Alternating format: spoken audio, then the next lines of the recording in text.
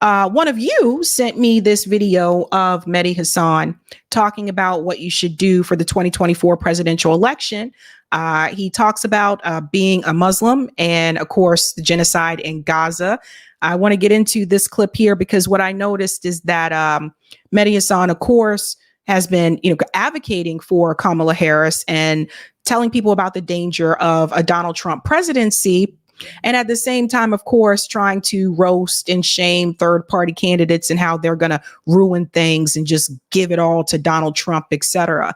But in this video, particularly in the beginning, he starts to tell you how he's not going to tell you who to vote for, except he kind of tells you who to vote for. So let's go ahead and get into this clip here from Mehdi Hasan, and shout out to the viewer who sent me this.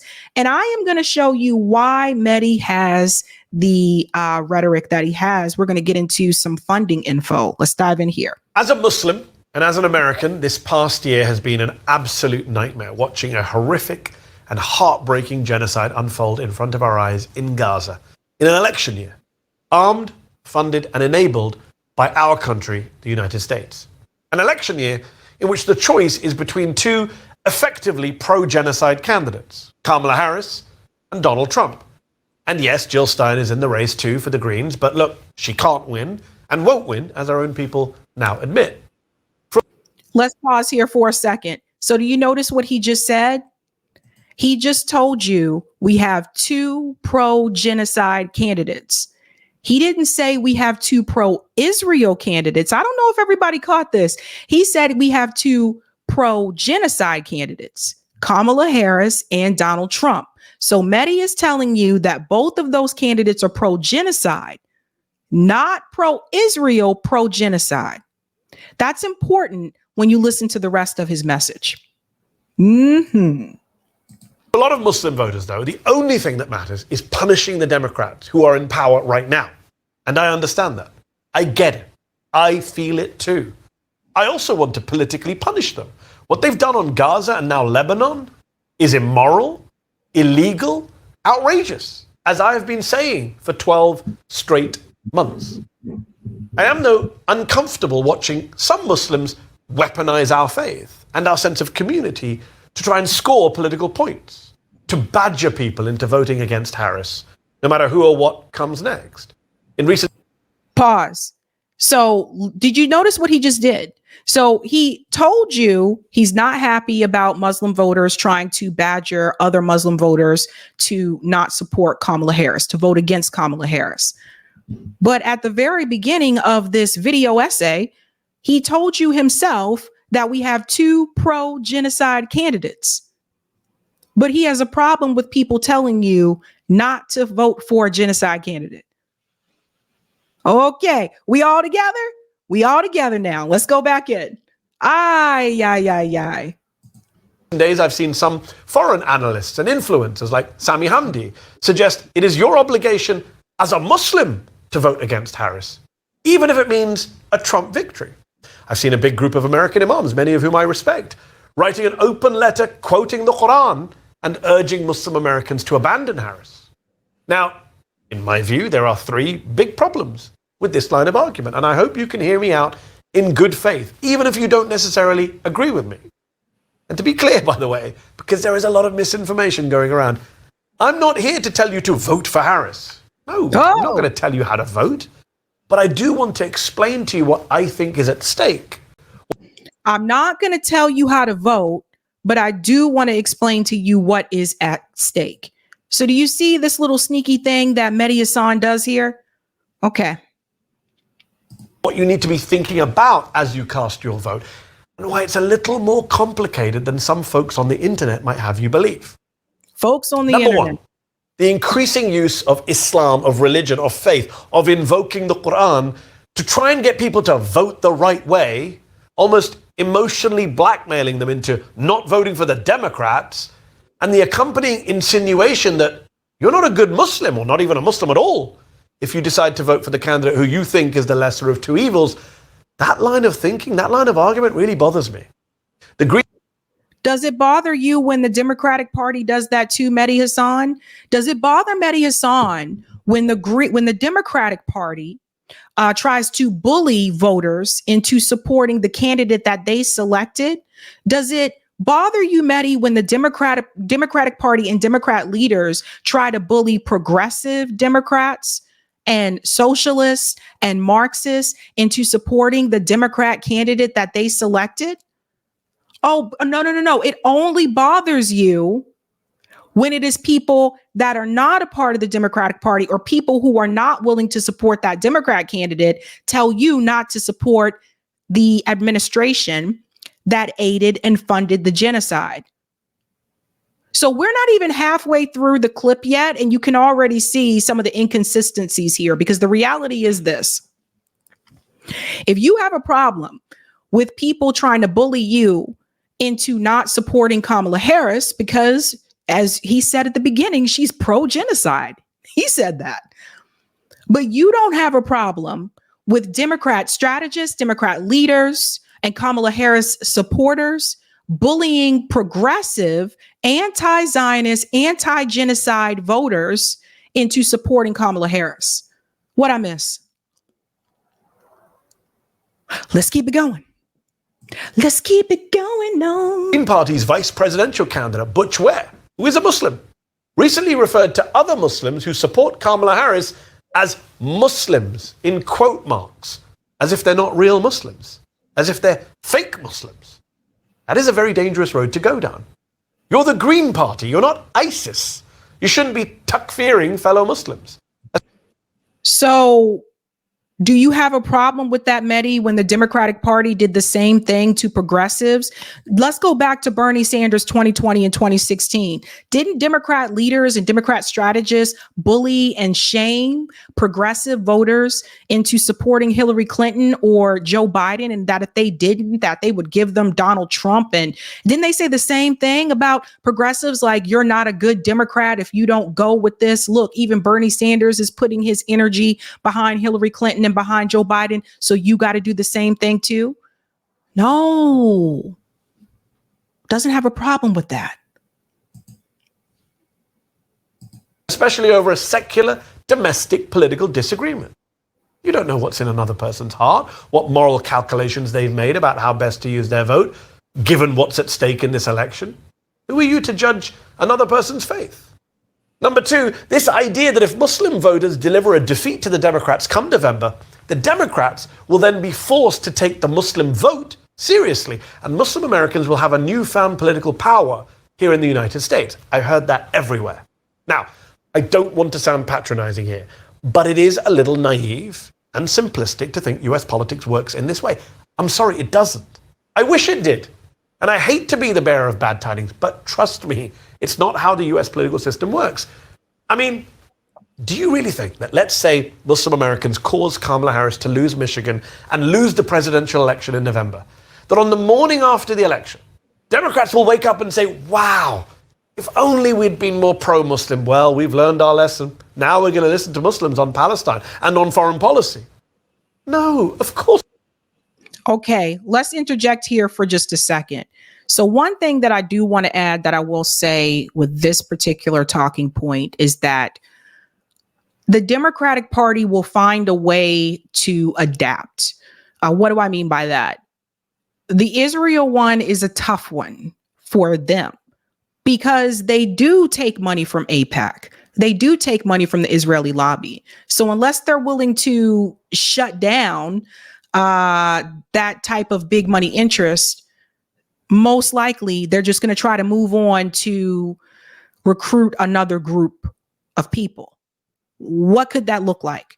So if the Democratic Party, if Kamala loses Michigan, like Mehdi is saying, the Democratic Party is probably more likely to try to recruit another demographic. Now, that could mean white women. That could mean they don't do as well with white men. So they're probably going to lean on white women. Sorry, white women, but they're probably going to lean on you. They're probably going to go to you. I'm just saying. So they'll probably go towards white women. However, I want to push back on this as well a little bit, because in 2016, when Hillary Clinton lost, and although Hillary blamed Jill Stein and she blamed Bernie, which was weird because Bernie did help her campaign after they cheated him in the primary, which is crazy. Because if you cheat me, I'm not helping you, boo. But he did help her campaign. And then also on top of that, there was a good amount of those Bernie supporters that did support Hillary Clinton in 2016. Let's just keep it real. Not all of them, but there were a good amount that did. But however, what the numbers did show is that when it came to Black men and Black women, she did not perform as well as Barack Obama did. And that's just reality number wise. There were some people that voted for Barack Obama because they're like, oh, we want Black president. And then there were some that voted for him because just based on policy. But some were just like, he's Black president. We want him to be Black president, that kind of thing. Obama was also very charismatic. So what did the Democratic Party do come 2020 to try to make up for that? Joe Biden went out to Black communities more heavily than Hillary Clinton did. So in some instances, they will try to make some type of adjustments to try to win over that group back, especially if they realize they cannot win without that group. This is why Joe Biden was able to get more voters, more Black voters than Hillary Clinton did. They made some significant adjustments. Remember, Joe Biden got the endorsement from Jim Clyburn. That was a big thing. He went to the fish fry. He was going to Black churches. And it's really crazy, too, because even after he told Charlemagne the God, if you got to figure out if you're going to vote for me or Donald Trump, then you're not Black. Like, Black people still came out and supported him more than they supported Hillary Clinton. It was really bizarre. But needless to say, they made some type of adjustments there to try to, okay, Hillary didn't do as well with Black voters as Barack Obama did. What can we do to fix that with Joe Biden? And Clyburn was a big piece for that. He was a big piece to help Joe Biden get the Black vote. Now you have Kamala Harris, and she is performing lower than Biden with Black voters, which is crazy because, like I said, something went wrong there, right? Because Biden did make that effort to try to go out and get more Black voters, going to Black communities and Black churches when he was campaigning to try to get that support. And of course, that big endorsement from Clyburn also helped him out a lot as well. So I would argue that depending on the demographic, they will try to make some type of change to get that group back. But also, he does have a point that they could just move on to somebody else. And I think this is also the reason why the Democratic Party has been leaning in so heavily for the overturn of Roe v. Wade, because that is more likely to help them with the female population, but it's going to help them more, I think, with white women than with Black women. Because like I told you guys this before, when it comes to Roe v. Wade and stuff like that, and a woman's right to choose and all the marches that happen in the streets for women's rights, you saw more white women than you did Black women. So I get what he's saying a little bit here, but they have done this before in the past where they did try to make some switcheroos or make more appearances in the Black community when it came time for Joe Biden when he was in that race. So just keep that in mind. It's not. What they'll do is say, good luck to you, Muslims. You helped Trump win. Now you're on your own surviving under him. You'll have one party, the Republican Party, that already hates us, and another party now that hates us too. Now, you may not care about that, fine. But I'm not sure how that gives us any political power or leverage. So pause for a second. So do you see what he's doing here? So he just admitted to you that the Republican Party hates Muslims, and he's saying the Democratic Party hates Muslims too. But he still wants you to support a party that hates you. So first he said, let's nail this, guys. First he said you have Kamala Harris and Donald Trump who are both pro-genocide. Now he's also telling you that both parties hate you.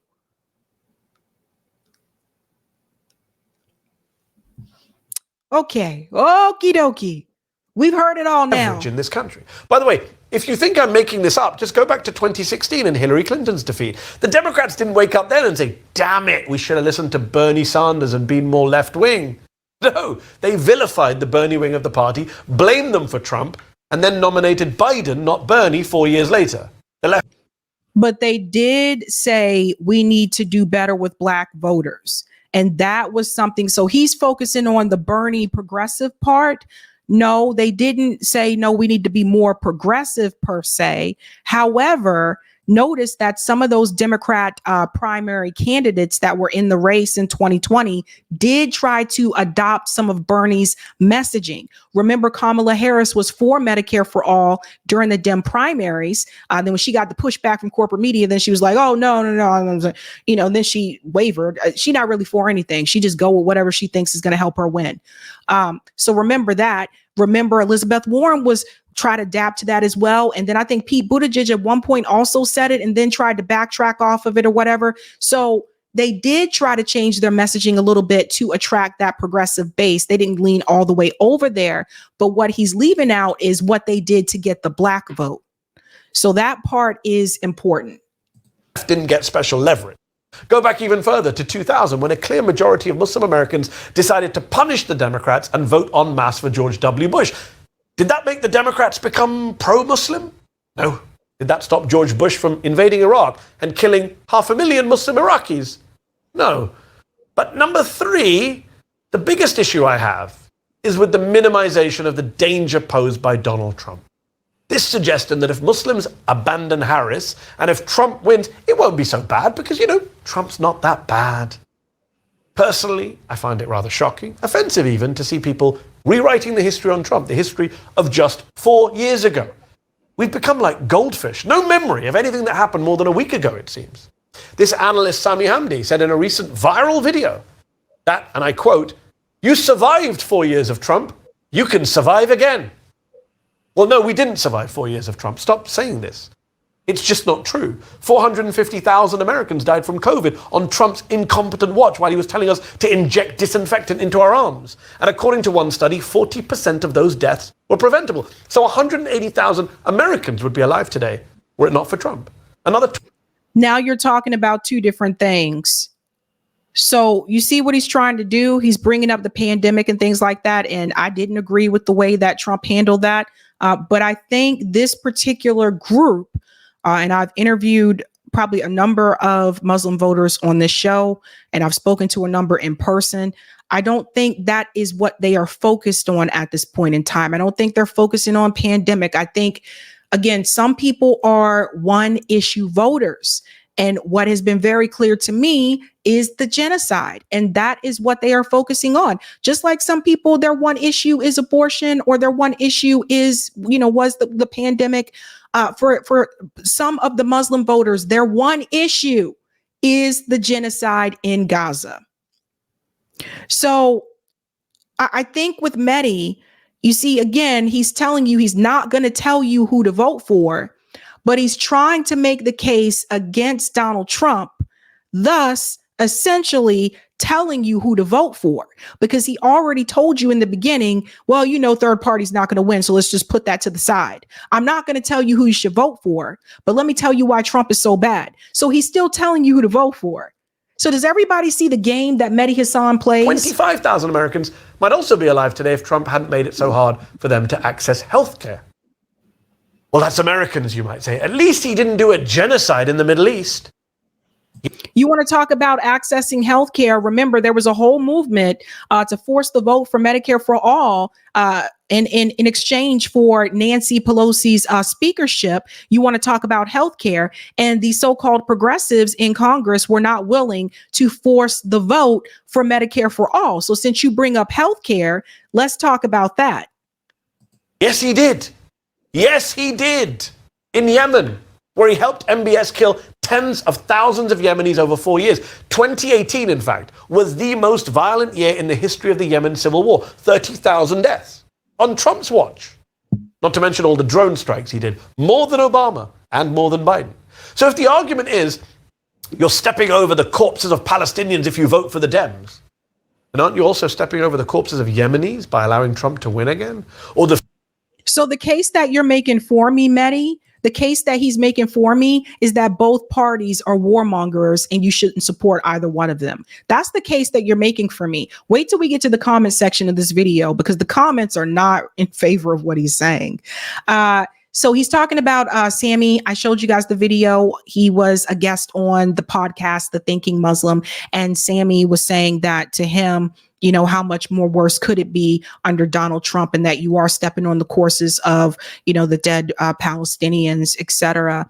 And Sammy's argument in that video was that if we can get Jill Stein to the 5%, you effectively break the duopoly. So don't get it twisted. Mehdi Hasan here is here to do the work of the Democratic Party. And no, he may not be working with MSNBC anymore, but he's still there to protect that status quo. After this clip, I'm going to show you another clip from Jen Perlman's podcast where they explain to you why they think that is. And Jen Perlman's a Democrat. Her and Peter are Democrats, but even they are calling out what Mehdi Hasan is doing. Even they understand that, no, you should not want to support Kamala Harris or this Biden administration because of the genocide. So if they can understand that and they're Democrats, why is it that Mehdi Hasan, who is no longer employed with MSNBC and supposedly has his own independent show, why is it that he can't understand that? Could it have something to do with the money? Future corpses of Iranians who Trump is now openly threatening to support the bombing and killing of? Or even more Palestinian corpses, with Jared Kushner telling Israel to finish the job in Gaza? Kamala wants the Iranians killed too. Kamala wants this. This is the thing. Neither one of them like Iran. Is that the game we really want to play with Muslim lives? And look, to use dead Muslims as a cudgel, as a stick in this way, to bully and blackmail people into voting for what you want, is not just distasteful. Who's blackmailing people? What are you talking about? Who's blackmailing people? And right now, Mehdi Hasan, you have done the same thing. You know, when Jill Stein came onto his show, weren't you trying to bully Jill Stein into not being in this race because, oh, you're just going to risk Donald Trump? Weren't you trying to bully Jill Stein? Aren't you trying to bully people who don't want to support Kamala Harris into supporting Kamala Harris because Donald Trump is so much more scary or worse to you? Aren't you doing the same damn thing? What Sammy said on that podcast, The Thinking Muslim, I thought was a great interview, and I recommend everyone check out that podcast, The Thinking Muslim. It's awful. And it's also nonsensical. Most Muslim Americans already voted for Joe Biden in 2020. Did anyone say at the time that they would have to answer on the day of judgment to the hundreds and thousands of Iraqis that Joe Biden helped kill by pushing for the Iraq war back in 2003? No. Most Muslim Americans understood back in 2020 that stopping Trump was more important than punishing Biden for Iraq. There wasn't a genocide in Gaza at that point in time. There wasn't a genocide in Gaza at that point in time. And that should tell you something, Mehdi. The fact that people were willing, Muslim voters were willing to come together and organize and support Biden back then, but now they're not willing to. You just answered your own question. That frustratingly, tragically, pretty much every president of the United States kills Muslims. Kills people abroad. There are no good, clean, or pure options. Sorry. So look. Pause. So number one, that's misleading. There are good, clean options. You can vote for Jill Stein. You can vote for Claudia De La Cruz. You can vote for Dr. Cornel West. There are other options that you can vote for. So he's lying to his audience when he says there are no good, clean options. There are good, clean options. Also, I would feel like some kind of punk sellout if I sat up there and I told my people, well, look, none of the presidents like us, but you need to support one of them. Hell to the no. What if the Black Panthers said that? They don't like us. They don't want to help us, but we got to support them anyways. No, they decided to build their own communities, their own clinics, the free breakfast program, you know, helping and doing mutual aid because they knew this government wasn't shit. What if the civil rights activists said that? Well, it doesn't matter who's president. You know, they still hate us. We got the Jim Crow laws down south. This just is what it is. So we just got to keep things the way that they are. That's the law. I would probably still be sitting in the back of the bus. You see, that's the problem. And I get it that Mehdi Hasan is not an activist. I get that. But that type of thinking is what holds marginalized people back. There's always one. There's always one marginalized person this part of the group that's there to try to tell you why you should not do what you want to do to get some type of progress. Now, some people like to refer to them as ops. Some people also refer to them as sellouts or Uncle Toms or Sambos, like that type of thing. Because the reality is Mehdi Hasan is holding his people back. And whether or not you believe the Democratic Party would move differently if they lose the Muslim vote or not, it damn sure sends a message in the corporate media, and it sends a message to Americans in this country. And it lets people know that they were not going to put up with this. It sends a message, a strong one, I might add. Just like when civil rights activists marched through the streets, when they had boycotts and sit-ins, and police were dragging them and kicking them and hitting them and sicking dogs on them, and they didn't stop fighting. Imagine if those activists, and not everybody stuck with it the whole way, but imagine if those activists said, you know what? They hate us. We're Black. They hate us. This is just how it is. We just got to let it be how it is. Imagine if they said that. So I'm not asking Mehdi Hasan to be an activist, but what I am asking Mehdi Hasan to do is to stop holding his people back. There's always that one. There's always that one that will come forward and try to hold the people back. And it makes you wonder, what was offered to Mehdi Hasan? Get to that. We will get to that. Whether or not you vote for Harris, that's up to you. It isn't an easy choice, but it is a choice. Let's not lie to ourselves about this. It isn't happening in a vacuum. And the alternative to Kamala Harris come Inauguration Day 2025 will be Donald Trump, not Jill Stein. The same Donald Trump who Netanyahu and Ben Gvir want as president. They don't want Harris. So first of all, this is another thing he's trying to do. So he's trying to fearmonger people and say, Donald Trump is going to kill even more of us. Motherfucker, have you looked at Gaza? Gaza is pretty much flattened. And now they're killing people in Lebanon. And now they want a war with Iran. So what are you talking about?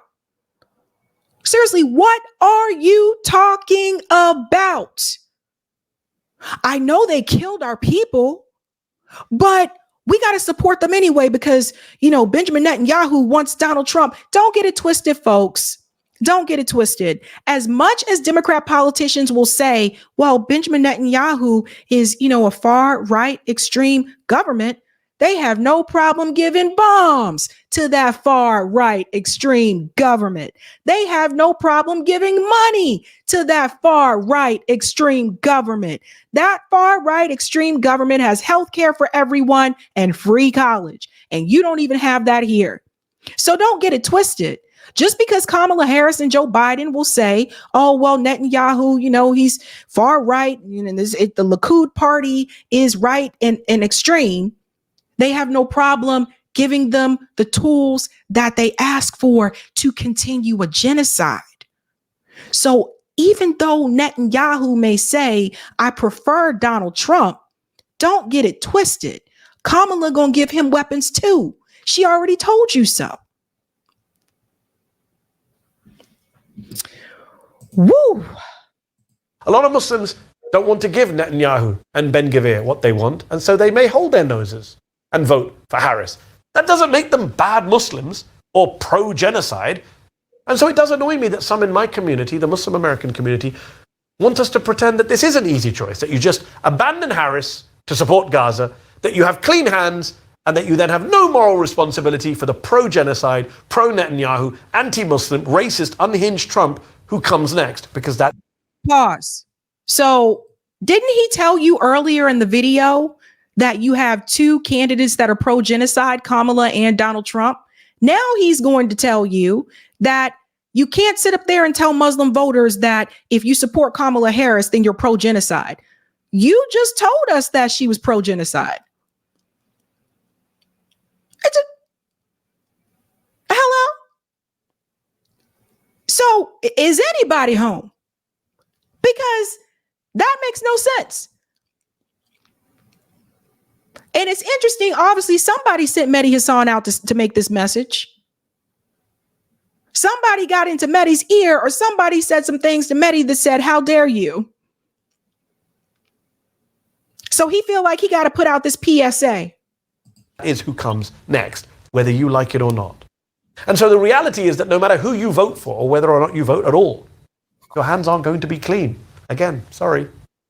Now, sure, some people online may tell you what you want to hear. They may go viral by making things sound simple and easy, or moral and Islamic to you. My job isn't to do that. My job is to tell you the truth, no matter how inconvenient, awkward, or unpopular. The truth? What does the Quran say? Because he said people were quoting scripture. What does the Quran say? And I hope I'm pronouncing it correctly. I'm not Muslim, guys. Y'all let me know. But what does the Quran say about this type of situation? Look at the comments.